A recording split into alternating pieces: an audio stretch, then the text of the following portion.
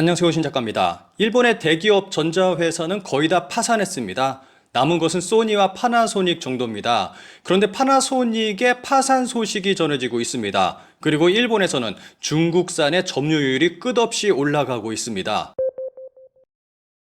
일본 기업이었던 샤프는 한마디로 거의 모든 사업을 정리하고 버티다 결국 2016년 대만의 홍하이 그룹으로 주인이 바뀌게 됐습니다. 그리고 일본 내에서 백색 가전의 생산을 중단했습니다. 2022년과 2023년에 대규모 적자를 내면서 2024년 대형 LCD 패널 제조업과 TV 사업 철수와 오사카 공장을 폐쇄하기로 결정했습니다. 토시바는 경영위기 속에서 2016년 가전 사업이 중국 메이디 그룹에 매각됐고 해외 생산 공장을 매각하는 등 여러 방면에서 사업 축소를 진행했습니다. 2017년에는 플래시 메모리 사업부를 SK 하이닉스에 매각했습니다. 그리고 같은 해 TV 부분도 중국의 하이센스에 매각했습니다. 2009년 산요전기는 경영 악화로 파나소닉에 매각됐습니다. 2010년에는 반도체 부분을 미국의 온 세미컨택터에 매각했고 2011년에는 백색가전 부분을 중국의 하이얼에 매각했습니다. 결국 2013년 회사를 병합하면서 산요라는 이름은 역사 속으로 사라졌습니다. TV 부문은 일본 기업인 후나이에 매각했습니다. 그런데 2024년 후나이조차도 수익성 악화로 파산하고 말았습니다. 그리고 산요 가전은 중국 하이얼에 매각되면서 아쿠아라는 이름으로 변경됐습니다. 그래서 아쿠아의 각종 가전이 일본 전자 매장에서 인기리에 판매되고 있습니다. 그런데 많은 일본인들이 이 아쿠아라는 회사를 일본 회사로 알고 있습니다. 이런 상황에서 남은 것은 소니와 파나소닉 정도입니다. 그럼 소니는 현재 어떤 상황일까요? 가전이 없는 소니는 지금 어떤 회사인가? 엔터테인먼트와 EV 진출만 주목받는데 올해 1월 열린 국제 전자제품 박람회 CES 2025에서 소니의 모습을 보고 소니를 진단한 기사입니다. 기사는 소니를 다음과 같이 진단하고 있습니다. 가전 없는 소니 그룹의 발표. 1월 6일 라스베이거스에서 열린 테크놀로지 이벤트 CES 2025에 맞춰 소니그룹은 프레스 컨퍼런스를 개최했다. 스마트폰이나 TV 등 이른바 가전을 메인으로 소개하는 일은 거의 없어졌다. 작년까지는 플레이스테이션 5와 그 판매량 등을 어필하는 장면이 있었지만 올해는 그것도 없다. 메카적인 의미로 말하면 소니, 혼다, 모빌리티가 2026년에 발매를 예정하고 있는 배터리 EV 아필라 1의 예약 개시가 공표됐을 정도일까? 오랜 시간 할애한 것은 콘텐츠다. 귀멸의 칼날을 비롯한 일본 애니메이션과 더불어 게임, 고스트 오브 스시마의 애니메이션화,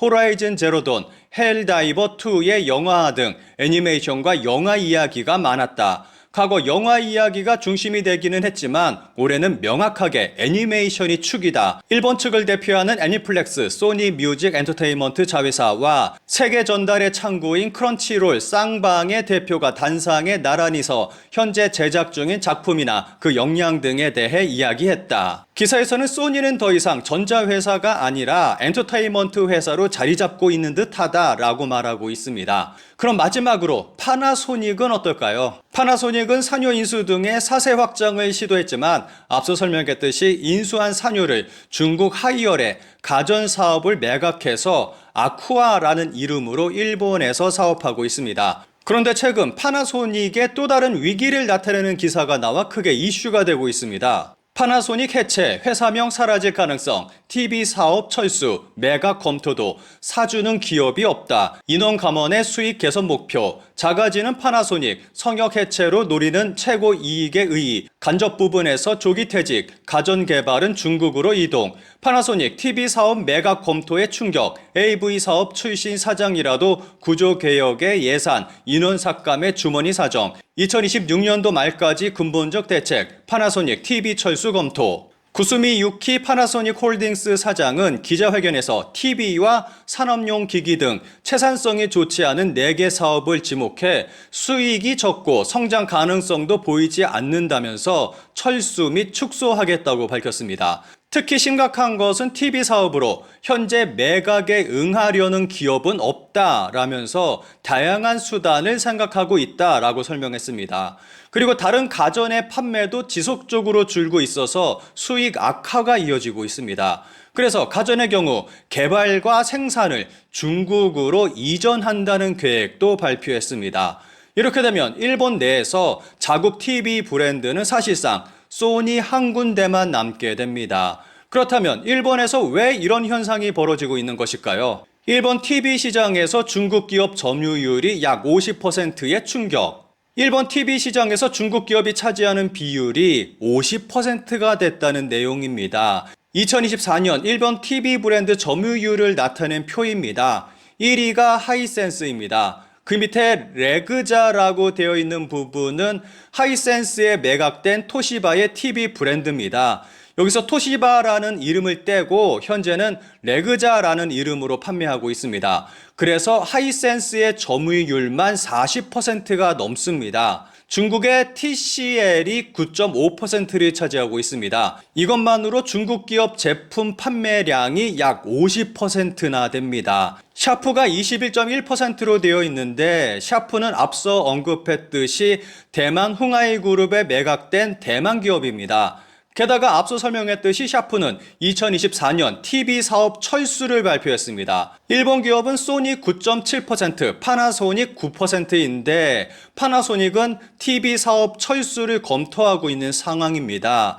이런 상황이라면은 몇 년 후 일본은 대부분 중국 TV를 사용하게 되는 날이 올 것으로 예상할 수 있습니다. 일본에서 중국 제품이 잘 팔리는 이유는 아무래도 가격에 있습니다. 이 순위에서 한국 기업은 없습니다. 한국 네티즌들의 반응을 잠깐 짧게 살펴보겠습니다. 한국 거는 비싸서 못 쓰는 거임. 나도 현지 살면서 삼성, LG 사고 싶은데 우리나라 거 너무 크고 너무 비싸. 자존심 아니고 비싸서 맞음. 이게 맞지. 가정에서 쓸 가전제품 구매하는데 더 좋고 더 싼 곳을 찾지. 누가 애국심이며 자존심이며 따져가며 사겠음. 쟤들 경제 안 좋아서 그냥 싼 거 사는 거. 한국 제품이라 안 사는 게 아니라 단지 한국 제품이 비싸서 못 산다는 내용이 주류를 이루고 있습니다. 이번에는 일본 네티즌들의 반응을 짧게 살펴보겠습니다. 일본의 가전제품은 고성능의 가격이 비싸다. 그런 개발 컨셉을 버블기로부터 바꾸지 않고 사회의 변화에 대응하지 않은 결과 갈라파고스화하고 있는 것이 일본의 가전기업입니다. 가전은 생활에 없어서는 안 될 소모품인데 국산 기업은 신기능만 선전하며 해마다 가격을 올리고 있다. 한편 중국 기업 제품은 지금 있는 변하지 않는 기능으로 가격을 억제하고 있기 때문에 5에서 10년의 대응 연수를 생각하면 솔직히 메이드인 재팬을 고집할 필요는 없다고 생각합니다. 월급은 올리지 않으면서 상품 가격만 올리고 냉장고 30만엔, 세탁기 30만엔, TV 20만엔에 사라는 등 멋대로인 일본 기업은 없어질 겁니다. 레그자를 일본 기업 제품이라고 생각하는 사람이 꽤 많다. 얼마 전에는 시아버지가 토시바를 싸게 샀다면서 레그자 65인치를 계약해왔습니다. 지금은 중국 업체라고 얘기를 했더니 카탈로그 안에 토시바 글자를 열심히 찾았지만 당연히 토시바 글자는 없었네요. 샤프는 홍하이, 파나소닉도 40평보다 소형은 TCL에 위탁하고 있는 것 같다. 레그자 등은 브랜드 명만 남아있을 뿐 하이센스고 TV에 한정하지 않고 일본 기업의 가전은 해외 기업의 먹잇감이 되고 있다. 전년의 점유율로부터 배증은 굉장하다. 일본이 상대적으로 가난해진 것이 클 것이다. 또 예전에는 아시아계 가전에 대한 심리적 장벽이 있었는데 장벽이 애초에 낮은 젊은이들이 사는지 아니면 옛날에는 안 사던 중장년도 사는지 궁금하다. 이만큼 보급하면 다른 사람이나 물건에도 파급되는 것일까? 요즘 BYD가 화제인데 차는 팔고 끝은 아니지만 10년 앞은 모르는 일이다.